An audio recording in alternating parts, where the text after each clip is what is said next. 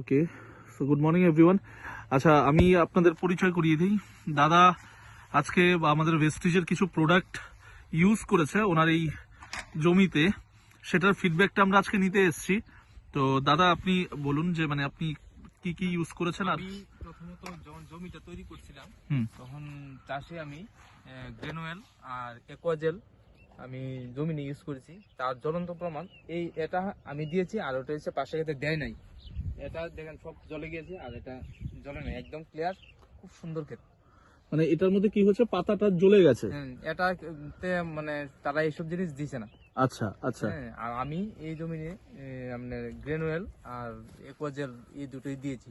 আচ্ছা, দেওয়াতে জমিনের একদম লাইভ প্রমাণ। ওকে। আর অ্যাকোয়া জেলের ব্যাপারে যদি আপনি বলেন যে অ্যাকোয়া জেলের কিরকম রেজাল্ট বা অ্যাকোয়া জেলের কিরকম ফিডব্যাক আপনি। অ্যাকোয়াজেল যেই ব্যক্তি একবার ব্যবহার করবে, সে যতদিন আপনার কৃষি করবে ততদিনই সে এটা মানে মনে রাখবে। আমি মনে করি আমি কৃষি এই প্রথম আমি ব্রেস্টিজ থেকে অ্যাকোয়াজেল পেয়ে আমি খুবই আনন্দিত এবং খুব খুশি।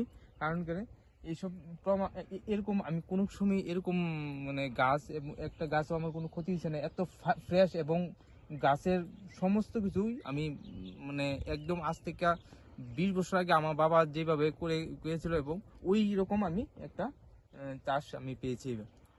থ্যাংক ইউ ফিডব্যাকটা দেওয়ার জন্য সাংঘাতিকভাবে।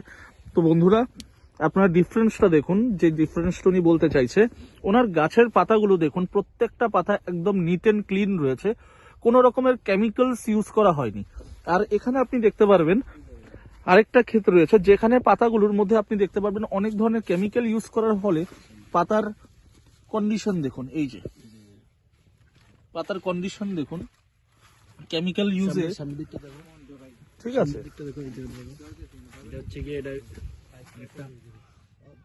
জমি ঠিক আছে। এবার ব্যাপারটা কি হচ্ছে, এই কেমিক্যাল ইউজ করতে করতে একটা টাইমের পর মানে জমি এত অ্যাসিডিক হয়ে যায়, এরপর নেক্সট জেনারেশন আর চাষবাস করা পসিবল হয়ে ওঠে না।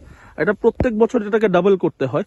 যে জায়গায় দাঁড়িয়ে সে আজকে দেখুন ফুল অর্গানিক জিনিস without any sort of chemical আপনাদের সামনে রেজাল্ট রয়েছে। Thank you.